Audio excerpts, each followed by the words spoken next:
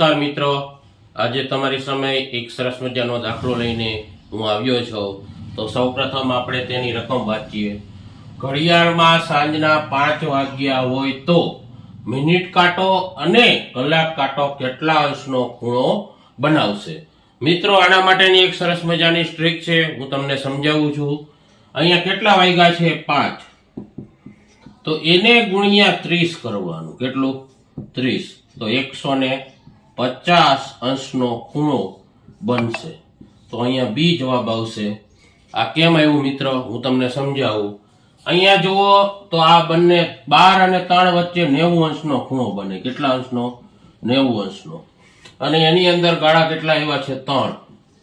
તો દરેક ગાળો છે 30 અંશનો હોય. કેટલો? 30 અંશનો.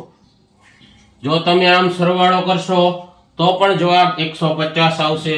30 30 30 90 20 150 એમ 5 અને મિનિટ કાંટો એટલે 5 અહીંયા હોય છે અને અહીંયા જે ખૂણો બને એ 150 અંશનો બને છે.